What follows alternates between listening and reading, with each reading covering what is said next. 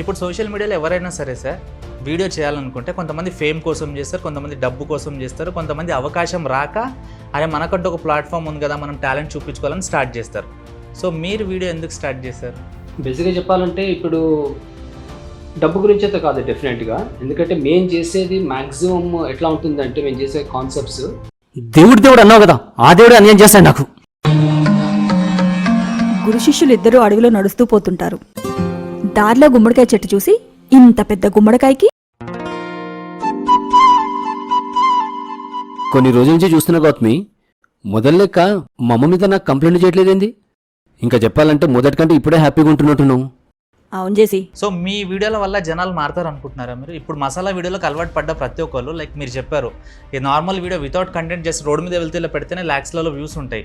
So మీరు ఇంత డెడికేషన్గా ఇన్ని అవర్స్ టైం తీసుకొని అంత ఫోకస్డ్గా వీడియో చేస్తున్నారు కదా, సో మీ వీడియోల వల్ల అట్లీస్ట్ జనాలు మారుతారు అనుకుంటున్నారండి? డెఫినెట్గా అండి. అంటే మసాలా ఫుడ్ మనము ఒకరోజు తినగానే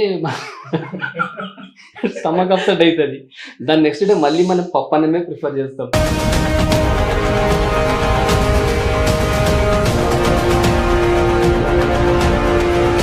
కానీ ఈ వీడియో అనేది మన లైఫ్లో వన్ ఆఫ్ ది పార్ట్ అయ్యాక సార్, అలవాటు అయినాక మీరు 1 మిలియన్ సబ్స్క్రైబర్ ఛానల్ పోయినప్పుడు నిజంగా చాలా బాధపడి ఉంటారు కదా మీరు? అదే డిప్రెషన్కి వెళ్ళిపోయినాం అప్పుడైతే నిజంగా. యా డెఫినెట్గా, అంటే లైఫ్ ఎండ్ అయిపోయిందనే ఫీలింగ్లోకి వెళ్ళిపోయి.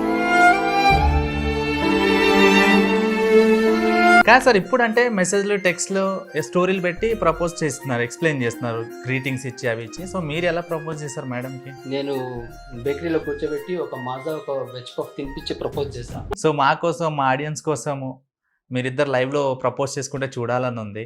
Gautami, I love you Gautami.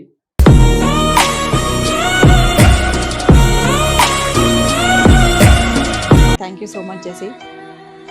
నా మైండ్ సెట్కి సూటబుల్ అయ్యే వీడియోస్ చేస్తూ నన్ను లైమ్ లైట్లోకి తీసుకొచ్చినందుకు హ్యాపీ.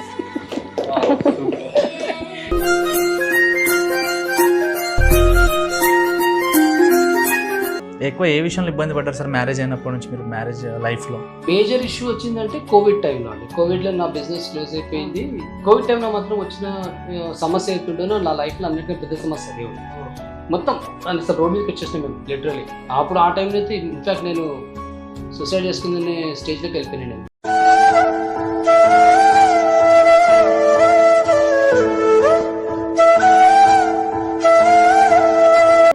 అసలు నేను ఫస్ట్ నుంచి సూసైడ్కి అగైన్స్ట్ చాలా, అంటే నేను చాలా చిన్నప్పటి నుంచే ఈ పేపర్స్లో కానీ న్యూస్లో కానీ ఎప్పుడన్నా వింటుంటే నేను డిస్టర్బ్ అయిపోయేదాన్ని.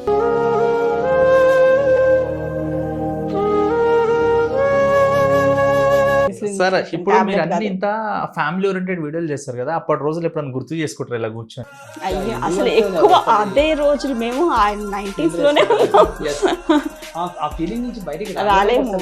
ఇప్పుడున్న బిజీ డేస్లలో ఫ్యామిలీస్ ఏం చేస్తున్నారంటే పిల్లలకి మొబైల్ ఇచ్చేసి వెళ్ళిపోతున్నారు. మొబైల్ ఏం చేసేది తెలీదు.